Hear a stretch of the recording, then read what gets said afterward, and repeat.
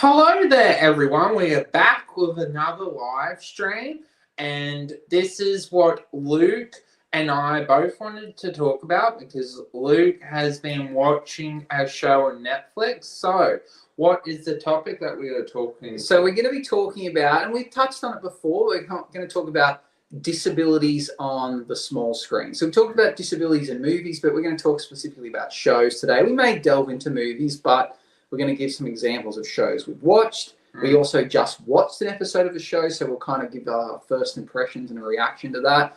And, just dive into the world of disabilities portrayed in movies and, well, TV specifically, but maybe movies. So let's talk about the show that we just watched then called Austin. So this is on ABC iView. In Australia. And tell us the premise of the show from what you've seen and what you thought of the first episode, and then I'll touch on some of the details about the show for anyone that may not have seen it. So basically, the concept is of Austin. He's an everyday Australian citizen that is on the autism spectrum. He goes to work.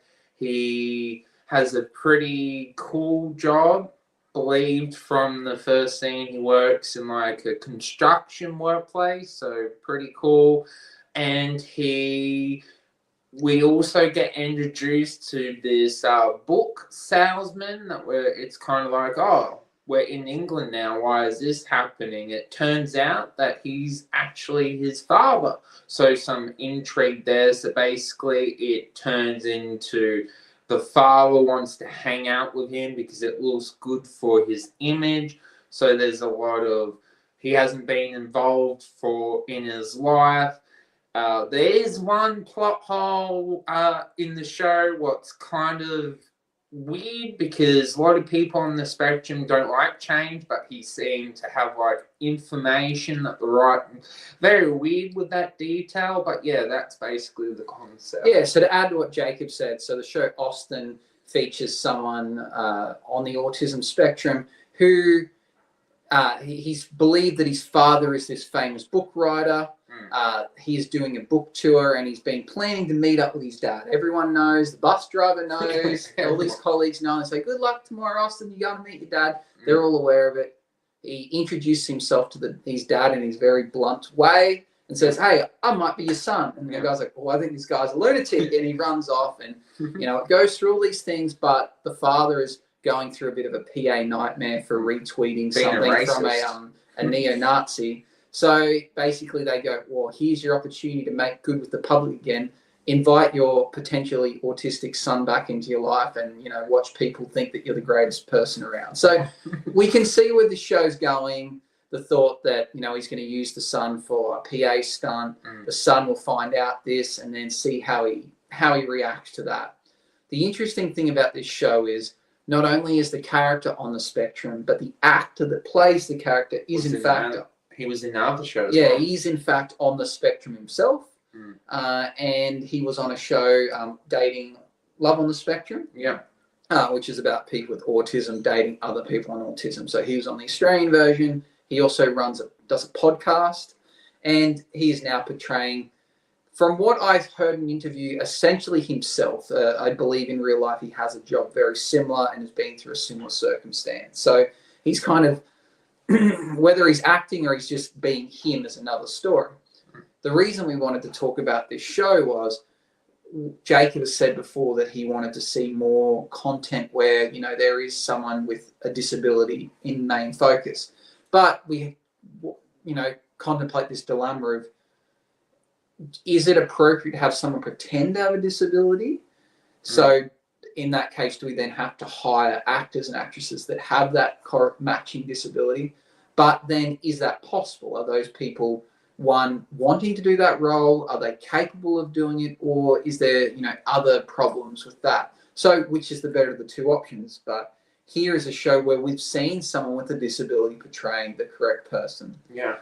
What do you think about it? It's hard to criticize the performance or have any issues with it because it seems like he's just being himself. But if you didn't know that the main character, the actor, was on the spectrum, would you think they were, or would you just assume it's acting? Can you tell the difference between acting and, actually real life?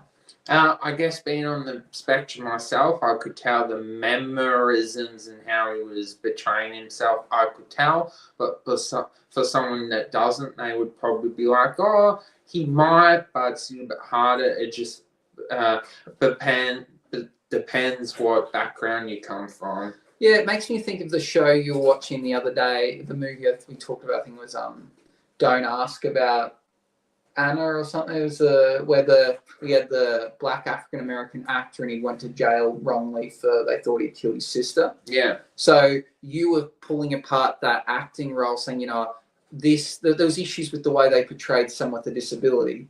But I guess with this one, if we didn't know that, would you probably pulled some of those mannerisms apart, or because we know that they were in fact correct?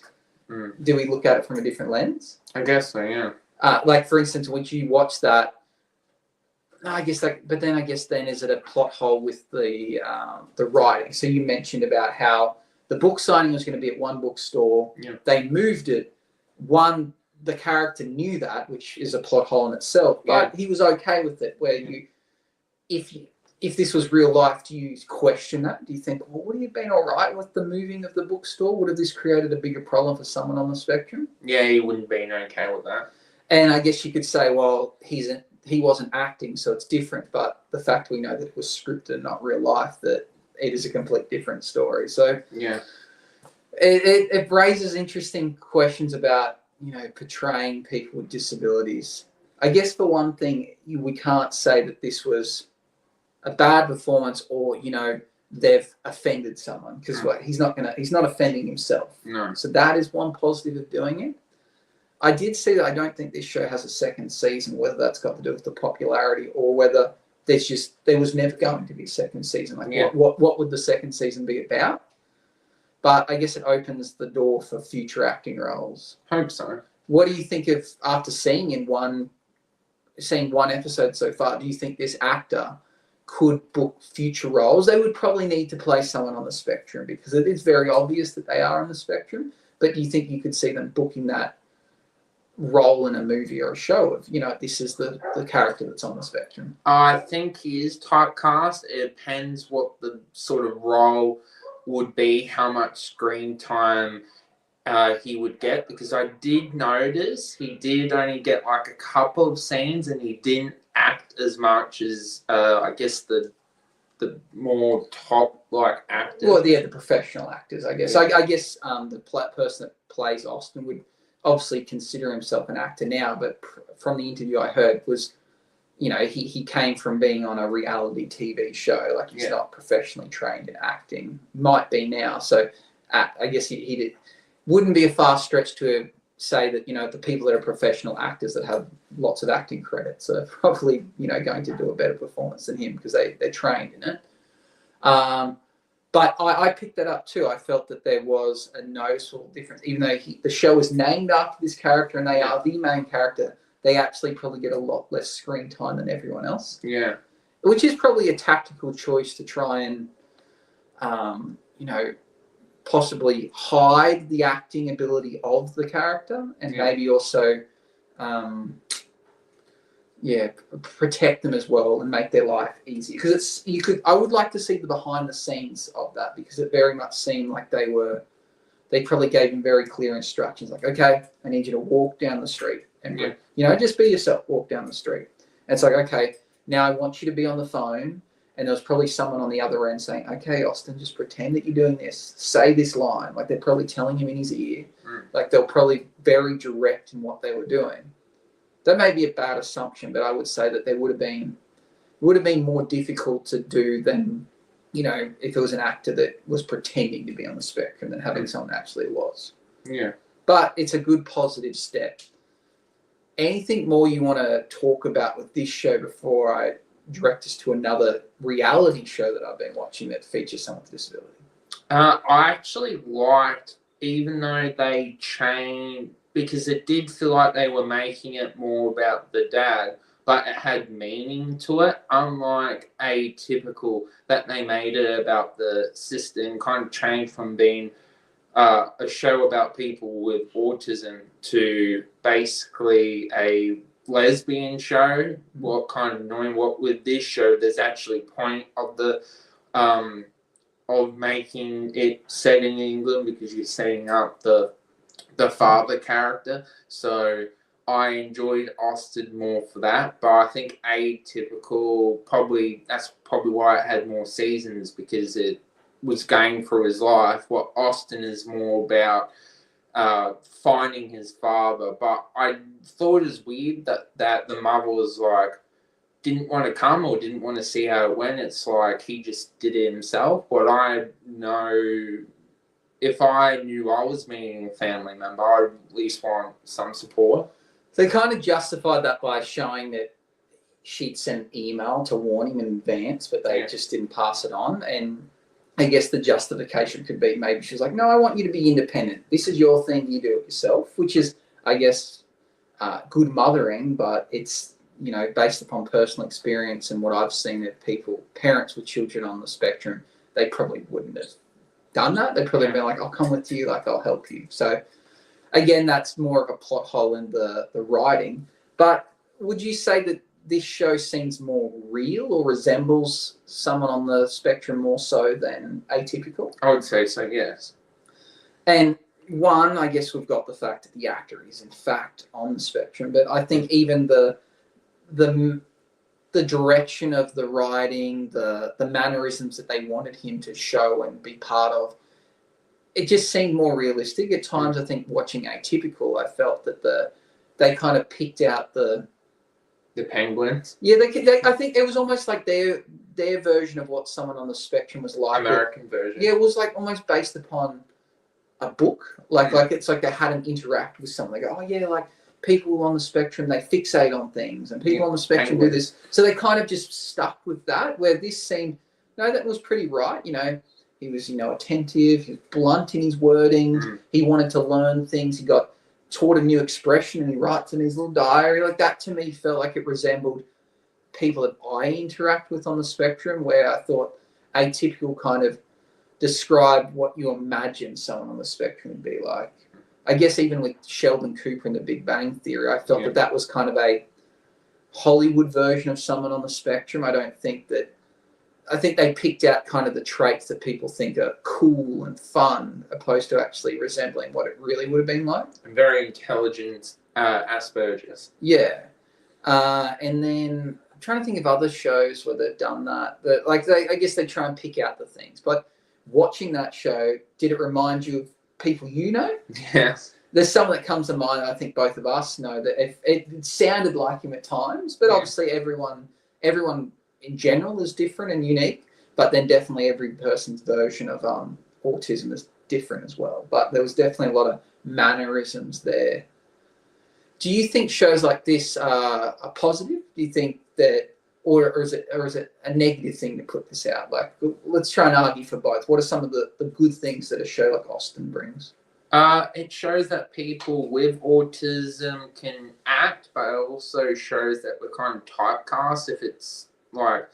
If it's about something else, it's kind of like you can tell because they showed scenes that they had the professional actors and not him in the entire episode, but at least they're giving it more lean way with showing that it has potential. Yeah, I guess from that, it sounds like saying it's good that they're starting to employ people of diversity, of people with different disabilities, so that's a positive. Do you think that it opens people's eyes to the world of disability? So someone that may not have a son or daughter or a relative that's on the spectrum, do you think if they were to watch this show, it would be a positive thing for the community? Like that's one extra person that might be an ally or understand what it's like, or it might change their interactions with someone on the spectrum in the future? I'd hope they would enjoy the show, but each people, I guess, enjoys it their own way. I guess we've only seen one episode of this, but I don't think this show in any way is kind of poking fun at anyone with a disability, so that's quite a nice thing too, which is something we're going to get into later with another show. So that's a positive. Can you think of any negatives that this show might bring? You mentioned the typecasting thing, but besides the typecasting, yeah, one negative was that it very much seems like that they use autism as this like one that you can use people with autism. What very hits home for me because that kind of is very realistic to myself, and also that just because you got autism, you know, you can be like part of this like good feel story. What to me kind of that I don't understand why that would be true. yeah. I guess you're referring to the fact that the father is now in trouble. Like he's a PA nightmare, Yeah. and they're thinking, well, how can we use this person's disability to their advantage? Which again, it seems like that seems to be the trend in shows or movies. The person with the disability is either kind of a relative or a side character, or if they're the main character, it's more about, you know, exploiting their disability or the disadvantages of their disability. So we think of Atypical, it kind of shows how hard dating is for someone on the spectrum, but they never really make it in a positive light. They show very few positives of that character. And then this, again, they're showing how can he be used, where, you know, what if the show was just to focus on not his disability? We know that he's on the spectrum. For instance, he works as the truck driver, forklift driver, he does his day-to-day interactions, but the main focus isn't on his disability. What if the story was about him, you know, learning a new skill or finding a girlfriend, or like something where it's the disability becomes the side part of the show? But it seems like this is going to be the absolute main feature of the show, and he's going to be utilized or used for that. Yes. So I guess they're also negatives. There's not too many shows where they've found a way to have someone with a disability but not make the disability the main focus, where, you know, I know it's hard to, but maybe sometimes that's what it needs to be. Moving on to another show that has brought up some moral dilemmas for myself. It's called Baylan Out Loud. So I showed Jacob a trailer for this. So this is a reality show. So I didn't know this till we looked it up. They reckon there's around 40 to 60 reality shows, English spoken reality shows that surround someone with a disability. So there's a big market for that. There's a big appetite. So this show is the newest one that I'm aware of to come out. Baylan is a 21-year-old girl at the time of recording who has Tourette's. She has a very out there form of Tourette's. And she kind of was on TikTok raising awareness, showing her Tourette's, and became popular. One, you know, a lot of people maybe thought she was funny. Other people were probably laughing directly at her. And others probably didn't buy that her Tourette's were real because her tics are so extreme. You'd go, she's putting this on for fame. She's not. It's completely true. She does, in fact, have Tourette's. And by watching the show, you wouldn't wish her life upon anyone. Not to put her down or say that she's suffering, but if anyone was to think that she was doing it for fame, it's like you wouldn't put yourself through it for fame. It's not worth it. She's 100% going through this, and it's a real thing. So this show, it's a 21-year-old girl going through this. Hey, I'm 21. I want to move out of home. I want to be independent. I've even got a boyfriend. I think they might be engaged now. And her parents going, well, yeah, we want you to live independently, but we generally fear that you're going to be in danger if you do this, you know, through your tics or even her OCD. You know, she's using knives. They have to worry because, you know, she'll be using it and have a tic and throw the knife, or, you know, they really worry about her harming herself or others. So it's not them being helicopter parents. Her parents are fantastic, but the fear of what could happen with her. So what I was thinking with this show is, the show is in nature funny. The things she says is funny. Her tics are funny. But is it appropriate to laugh at her? Are we laughing at her for being disabled? Are we laughing at her disability, or are we laughing with her? Or what do you think? If the show was a real life show, let's say Austin was a documentary opposed to being scripted, and he does something funny, is it appropriate to laugh? Because if the thing he does funny is due to his disability, are we laughing at his disability, or is that not fair? Is it saying you shouldn't laugh at someone because they have a disability? Is that unfair because they're saying, well, shouldn't everyone be treated equal? What are your thoughts on that? To be honest, I actually didn't find it funny, but that's just my brain and sense of humor. Is this the Balin show or? Yeah, I didn't find it that funny. But when it comes to laughing at someone, I think it depends what it is.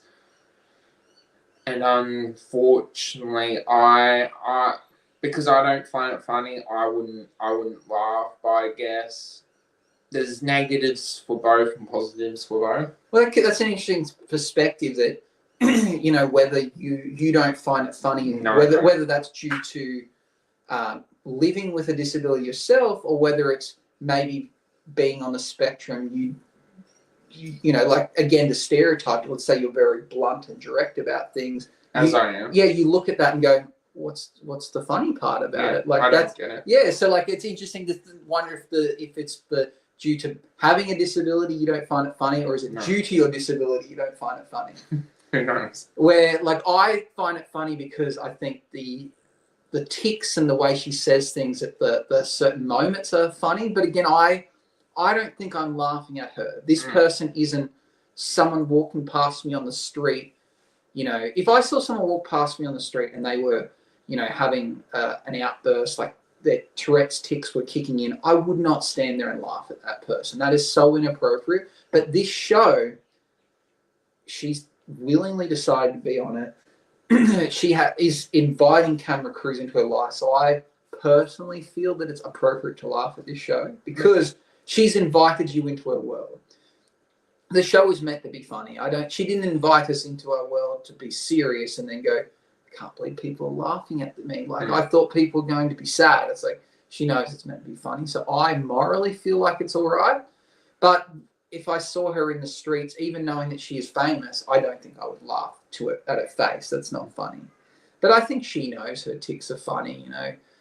For instance, in one episode, she's waiting in line at the airport and she's yelling out like, I've got a gun, I've got a gun. And it's like, that's kind of funny in the moment that, her tics overpower her and she's saying things that she knows will get her in trouble, but she can't prevent it. So I guess Tourette's is an interesting disability to look at because it's almost this idea of people are saying what's on their mind, or she explains it. For instance, she hears a word or she sees something and she puts them together and then somehow it becomes this permanent tic. And I myself don't have Tourette's, but I do have those thoughts where, like I hear a funny word or a song gets stuck in your head or, like a soundbite from a movie and you replay it in your head and you're like, but hers is to an extreme where she can't control it. And she says that if she tries to, she feels like she's going to explode. Like that's such an interesting dilemma. So we talk about, is it appropriate to laugh at this person? I think in her circumstance, I morally feel like it's okay. But what is the point of this show? What do you think the benefits of having a show follow around someone with a disability for the purpose for you to find them funny? Do you think, is there positives to this show? I guess the positive would be realizing what someone with Tourette's goes through and also seeing how they have to control their Tourette's, and when it gets too hard, they have to let it out. But I kind of question, would a male in the same situation get the same attention, or because she's good looking do people watch her? Because I saw the trailer and it's like, oh, she's pretty good looking. Yeah, I agree with you, and I think that's where her fame probably started from. I think people saw it and go, oh, this person's very attractive. But I don't think she exploits that. I don't think that she thinks that she's good looking. I think that she mentally is going through so many other things that that's not how she sees. So I think she sees herself in a very negative light from watching enough episodes. But you make a good point. If that was a male, I think people would have still found it funny, but it would have been different. Or the rise to fame and popularity wouldn't have been so extreme. Like I have seen clips from a British reality show that followed a group of guys living in a group home that had Tourette's, and that was still popular and it did have funny moments. So, but yeah, I think her popularity probably wouldn't have rose to the level it has if it was a maybe an unattractive female or even a male. Yeah. I think that definitely helps. That, I guess, is another debate about like pretty privilege is the term you'd give to that. But yeah, the show itself, like back to the positives and negatives, I think, yes, it raises awareness. If someone didn't know what Tourette's was, they would now know what it is. So yes, it brings light to a disability, just like Austin, you hope, will bring light to what it's like to interact with people on the spectrum. But does that then, do people then start to stereotype? Does someone watch Austin and go, oh, he doesn't like it when this happens, and they prefer this, so when I interact with someone on the spectrum next time, I'm going to assume that because he likes trains, they like trains, and do people start to stereotype? Again, that is also a stereotype that people on the spectrum like trains. But I hate trains. but does that create stereotypes? It's like, again, this is probably inappropriate, but in terms of racism, you watch a show and it portrays, for instance, a black person eating a particular type of food or liking a particular type of music. Does that now create a negative stereotype where people start to assume that all people of the same race and colour like the same thing? So it brings awareness, but does that also then bring, future discrimination and stereotyping? It's almost a double-edged sword. No matter what you do, you can't win. So both shows probably bring more positives than negatives. I mentioned if people watch it to laugh at the person opposed to laugh with them. I don't think there'd be too many people that watch the show closely that are there to laugh at her, but I think there'd be people that see a clip here and there on TikTok or Instagram that probably laugh and share it to their friends. But it's that takes a pretty evil person to laugh at someone directly because of their disability. Did you prefer Austin more or the show about the person with Tourette's? I think Austin's definitely more interesting. Being scripted helps, but I think I want to see, I have a lot more interactions with, I have no interaction with anyone in my day-to-day life with Tourette's. So I guess Austin is more relatable, and through that, also being an Australian show too, I'm watching it, I can see that, okay, that's like someone I know, or I've been in a situation like that before where Tourette's, it's for instance with Balin, I'm watching it trying to imagine it. There's like this secondhand empathy where when I watch Austin, that's firsthand empathy. I can relate to this situation. May not be able to relate with Austin itself, but I'm sure there'll be interactions he has with people of the public or family and friends that I can go, I've experienced that situation before. I know what it's like. Yeah. So I do think that was more enjoyable. Going back to Austin, what's your first impressions of the show? Are you likely to continue to watch? Yeah, I probably will. What do you think you'd give it, out of 10 for the first episode? Probably like a 6 or something. It's good, but not for everyone. But for my demographic, it's solid. Yeah, I guess that's good to know that being part of the demographic and probably the target audience that you found it interesting. But I do think someone that has no interaction with someone on the spectrum is unlikely to find it interesting. The premise of the show, again, we've only watched one episode, seems pretty simple. We've got remove the disability. We've got someone who's seeking to find their long-lost dad, someone that didn't know that there was their son. He is famous and getting in trouble for something he's done. He's going to use this child as it's an adult, they're 28, this adult to try and help improve their public image.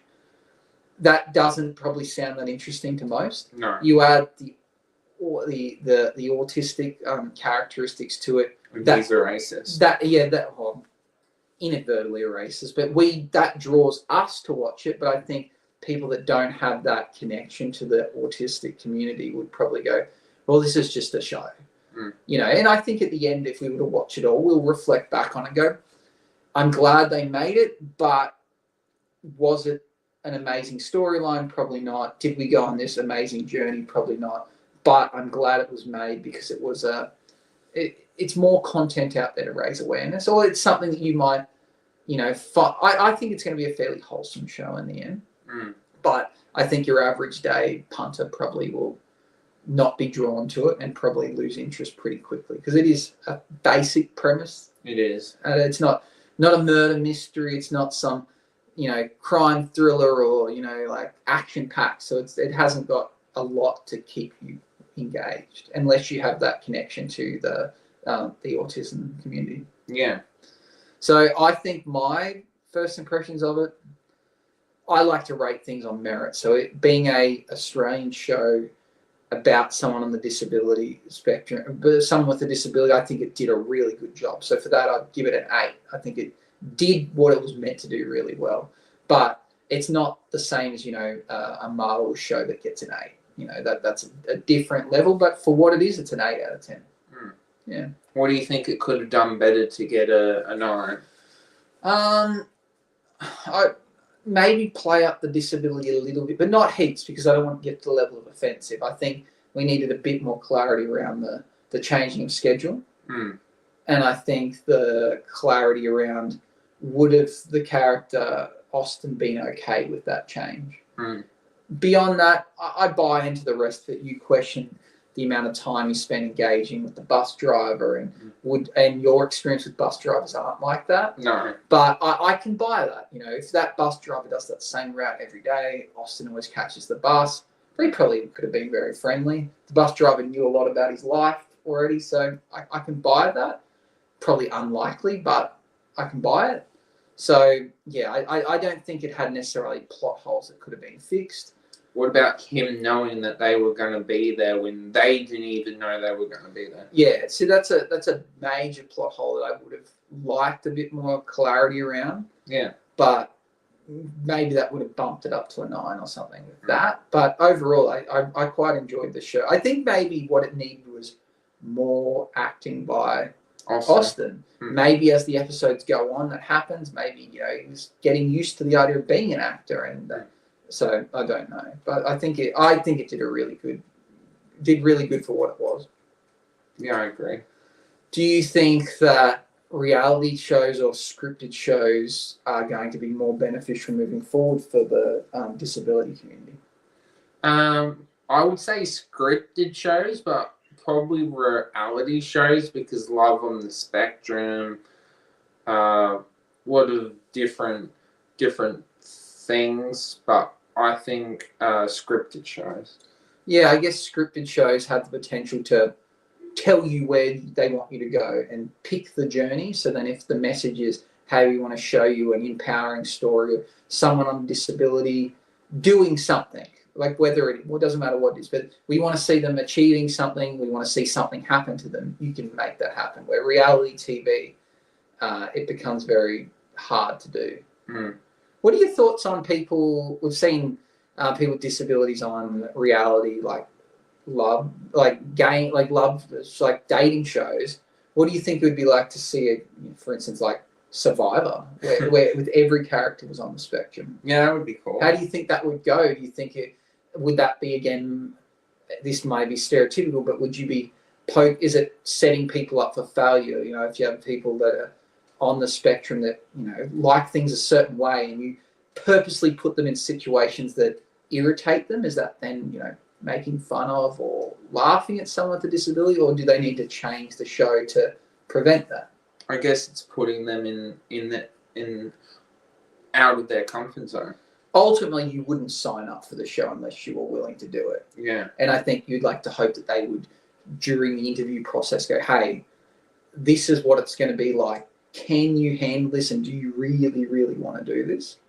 But I think it could be interesting to watch. I think I only brought up Survivor because my wife's watching, and I watch it in and out. And, Survivor, as much as it's a show about, outplaying people, it's their slogans like outwit, outplay, outlast. Mm. It's to me, it seems like a survival show, but in the end, the one that wins is usually the most tactical. Mm. So seeing how those tactics could play out if you had 30-odd people to begin with on the spectrum, how that would go, the creating alliances, the teaming up. I think it could make for interesting TV. Yeah. But again, is that making fun of the people with the disability? Or is it, opening our eyes up to seeing a different view of things? In an ideal world, you'd like to think that all people are seen as equal, and we don't need to go, hey, we need a specific show for people with a disability. It's like, you don't see anyone going, hey, we need a specific show for, people that write with their right hand and or right-handed people, left-handed people, or people with brown hair opposed to people with black hair. People with disabilities get clumped together. Obviously, people of age, sex, and race do too. But why are we talking about this? One, it's because we think there needs to be awareness raised, but would a better world be where we just don't even think about it? If someone's like, oh yeah, this show, it has people on it, and then they're like, oh, what type of people? Oh, just like people, every type of people. There's people of color, people with disability, people of certain religions, but we always seem to want to naturally categorize people and clump them into their groups that we think that they belong to. Yeah. So again, is that a discriminant of me to say, oh, we should have a version of survival with only people of autism, or even to think of that, I'll go, well, anyone could be on the show. But the reality is, if someone was to go on the show with a disability, they would make it a vocal point. They'd want to promote that this person has a disability, so people go, oh, what a good show, they're doing that. Like, there's no such thing as like true heroism anymore. Everything's got a motive. Yeah. Yeah, it's enough of a rant from me on that. We talked about this before. You said, like, in an ideal world, you like the idea of if someone has a disability, they would portray that disability in shows. And be a villain. Yeah, and you did actually. You like this idea of a villain because, again, we seem to portray that the someone with a disability is always a nice person. They must be a nice person, or they must be a victim. So again, Austin is another example of that he is going to be a victim. He's being used, Yes. Where, would it be interesting to see a different spin where the person with the disability is the bad person? They're cunning. They're using their disability to their advantage.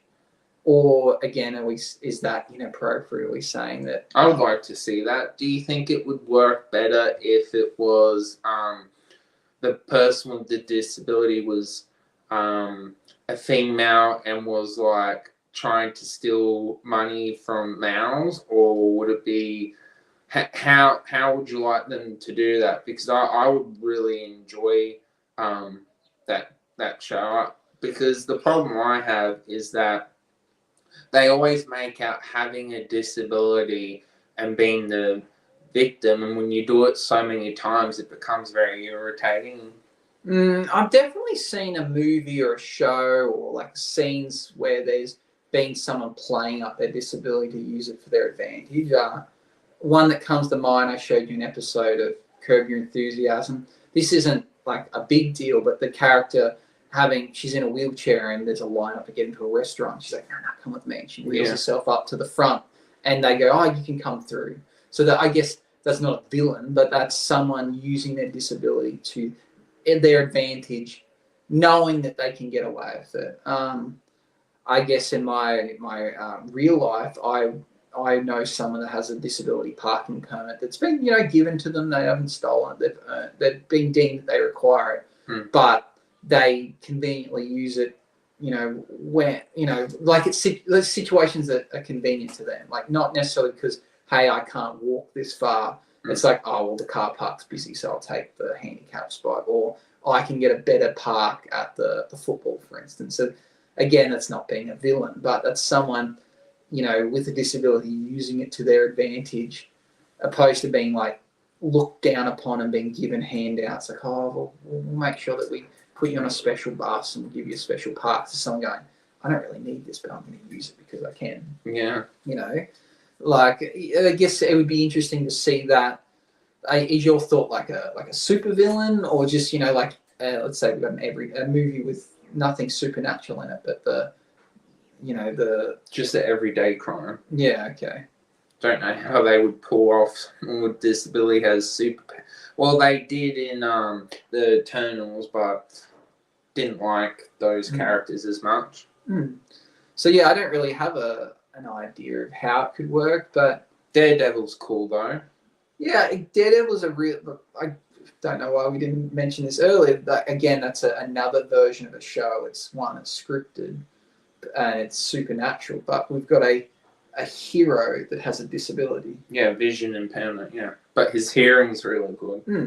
And I guess that's a cool one because I guess we see a lot of other heroes. Oh, well, not a lot, but there's other superheroes in comic books or movies where they have a disability, but they also have a superpower where Daredevil's superpower, it's not really a superpower as such, it's just because he lost his sight, his hearing is, which is a thing that happens. With senses, yeah. And, he doesn't have super strength, he's just trained in fighting. Yeah. So I guess that is a relatable character for some people in the sense that, well, you could look up to them because you go, it's not unrealistic, he's not, he wasn't bitten by a radioactive spider or like born on another planet. This is a person with a disability that's used their natural superpowers to make them able to fight crime. Yeah. Yeah, so that Daredevil's a good example of that. I guess another one we look at, Professor X, he's in a wheelchair, but then he has like telekinesis. And he can read people's minds. Yeah, so that's like a supernatural superpower. So there's plenty of characters that have that. Did you ever watch the show Echo? Yeah. So what's the premise of Echo? She can't hear? Is that right? Or can't hear. It's the opposite to Daredevil. And then what's her special abilities from that? It's like an ancestor thing. She's like, because she's Native American, it's to do with like spirits and stuff.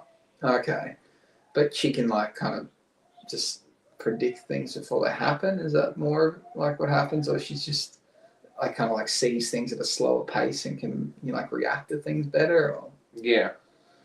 Okay, so there is definitely not lots of, there's a few examples of where the big or small screen portray people with disabilities, but there always seems to be this negative, I think, this victim mentality to it. Yeah. And how do we change that, and how does Hollywood change this idea of moving the person with a disability from being a victim to one, they could be the villain, they could be the hero without being a victim, or they're just part of life. Like we seamlessly have found a way to slip same-sex couples into every movie and show. Again, not negative about this, but that is just kind of, I'm not saying it hasn't been a long slug.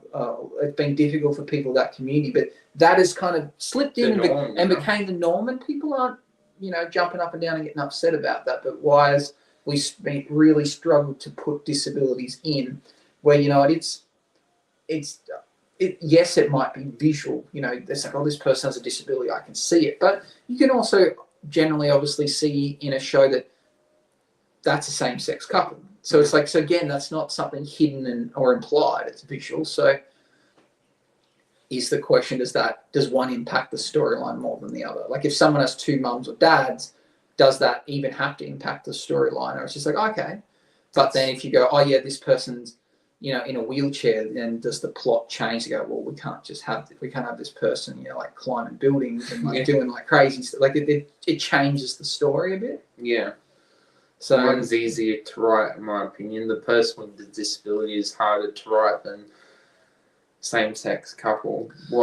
It's kind of the norm now. Like when I watch TV shows, I'm kind of like, I don't want to sound negative, but where's the same-sex couple? Yeah, it's became the norm, and again, not in a negative way, but it's definitely more.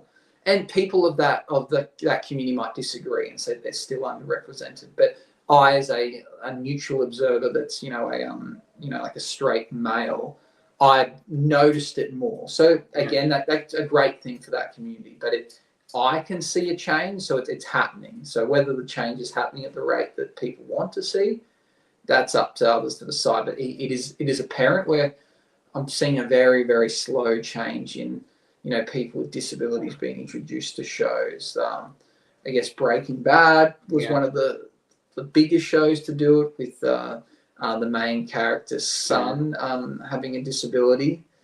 And I guess they didn't really make him the victim. He was just kind of a character.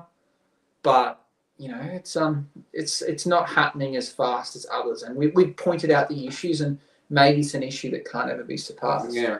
You can't, if even if someone's the greatest actor or actress of all time, if they are, wheelchair bound, there's just certain roles that won't work. Yeah. If typecast, if Tom Cruise was to get, injured tomorrow and be permanently in a wheelchair, but he was still able to act, he's only gonna.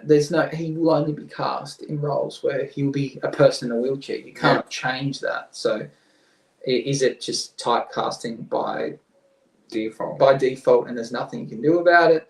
Or are we going to move into an age where AI can fill in the blanks, and that person could act in a wheelchair, but then we kind of put their head on a full body? But then again, is that then like not a full body, but like a fully functioning body, or is that discriminative to do that? We should, because I don't think we can pretend. We can't, if you had a movie and then the main character was in a wheelchair and no one mentioned it at any point, you'd be like, what? You can you can't, it has to.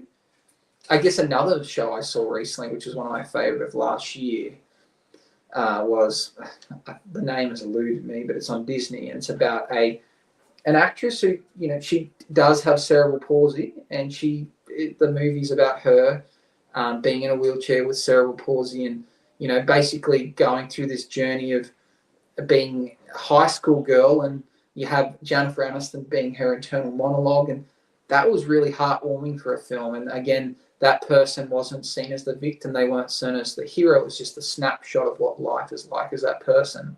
So I've gone away from that movie feeling better educated and feeling more empathy towards people in that scenario. So that was a really good example of a movie that can do that. But again, the movie had to focus on the disability. You couldn't just sneak that character into a movie and people not notice that.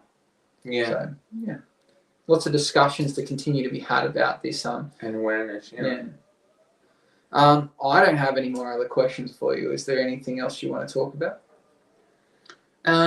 What do you think is the next way we can move forward with movies to do with disabilities? Should they make like a mini series of people with Down syndrome, or what should they do? I don't know what's the best thing to do. I would like to see a mini reality TV show where maybe each episode focuses on a different person with a different disability. So one, it opens my eyes and other people's eyes into the world of, disabilities, like different disabilities that I may not interact with or know much about. So that's a positive, so the education side of it. But, maybe through doing that, it might empower people with those disabilities, or they might feel represented. So that's another positive. But also, the more that people see this, so let's say you're a scientist, a doctor, an inventor, you don't know that this problem exists. You may have never dealt with some of that disability, and suddenly you see their day-to-day life and see something that's a hindrance, and you go, oh, I have an answer for that. I've created something, or I could think of something. I know that's a weird way to think about it, but through exposure, do we possibly help solve some of these dilemmas? Like watching the Balin Out Loud show, the concept of someone with Tourette's, I didn't realize that not all Tourette's, but with hers, she also has an element of OCD. So she likes to do things in threes. And, she has the uncontrolled, like she'll be having a tick and feel the need to throw something or slap something. So I didn't realize that, someone with Tourette's having kitchen knives was a danger. It just wouldn't have crossed my mind. And so her parents bought her a set of plastic knives so they could cut, the chicken, but it wasn't as threatening to herself. So someone had seen that as a problem and came up with a solution. So there's more exposure to people with different disabilities. To someone see a problem that they didn't know existed and go, hey, I've got an idea. I think I could work that out. So it could be a benefit for those in that community. So I think a snapshot of people with different disabilities, so that it helps exposure and all these other things, but maybe even people coming up with some everyday practical solutions that could help that community's life. What have you got for a show idea? Or movie, I guess. My ideal dating show, I don't know what would be better, but I was thinking like a dating show, and then seeing how they would go and see if the couple would kind of a social experiment, and see if they would like focus on dating and get to know each other, or see if they would do the deed and see what they would like do, and see if they're like, see what, if they would let their disbelief overthrow what, like, different things, like Okay. a social experiment. Okay, so you're thinking all the people in this dating show have got a disability of some sort. You could bring in some people that don't have a disability as well, but just a social, like, you could make it, does someone that doesn't have a disability go, oh, should I do the deed with someone with a wheelchair, or should I get to know the person, or like different things like that. Yeah, I guess you can't bribe people, but trying to encourage people to try dating a different type of person. Like there's someone out there that may have never considered dating someone in a wheelchair, and then, you know, so they just don't give it a crack. So then, like, some way of encouraging them, and they go, well, actually, this person's my soulmate. We get along so well. Like the wheelchair is not a barrier whatsoever. Like, it might make us have to make adjustments, but yeah, how do you incentivize someone? You can't. It'd be inappropriate to offer people money and say, hey, we're going to pay you if you're willing to date this, you know, undateable person. Like, it's like, how do you, like, label it? You know, it's I guess we need people smarter than us to work out how you could do that. But to whether you do like a have you ever seen a show called Love Is Blind? Yeah, on Netflix. Yeah, so they get people to kind of start dating from the other side of this glass, so they can't see each other. Do you start to expose, you put a mixture of people with different disabilities, and then see if, you know, people can connect on a non-physical level, and then see what happens when you reveal that, and you actually see that this person had, or you get, basically you tell them, don't tell this person you have a disability. Certain things, you know, they might pick up on, but seeing if they can forge a connection that's, you know, beyond physicality, and then see what happens after. Yeah. It could be a negative thing for the community, because you might see a lot of people connecting mentally, and then the moment they see that there's a disability, they then go running. Yeah. But it'd be interesting to see how it goes, or at least expose people to this idea of, you know, a disability, whether it be physical or mental, is only, you know, part of that person. There's a lot more that they have to offer. Yeah. Yeah, I think that could be interesting. I need someone to nut out that idea. Yeah. Yeah. Okay, there's lots of little things that could happen and move forward, but there's definitely an increase of representation of disability in movies and TV shows, and then there's obviously, as I said, 40 to 60 shows about people with disabilities. So it's, the representation is out there. Yeah. But it's as we pose, there's lots of other questions and things that come with these. What's happening? Yeah. Do you think we do it better, or the Americans? I'd like to think that Australians do it like gentler and nicer for different reasons than Americans, but again, that's a stereotype of Americans. So from what I've seen, the shows that have Australians in it, and their representations of disabilities seem better, but that could just be the echo chamber that we live in. Like, you know, we only experience what life is like for people in Australia with disabilities. So when we watch, we go, oh yeah, that's relatable. Where you're like, maybe the American versions seem unrealistic because we don't. We haven't experienced what it's like there, so we can't relate to it. So it's a hard one. Yeah. We want to live in America. No, America, it's a different, very different to what we're facing at the moment. Yes. Well, thank you for watching. Hope you've enjoyed today's discussion. As always, see you in the next video, and have a good rest of your day. See ya. Bye-bye.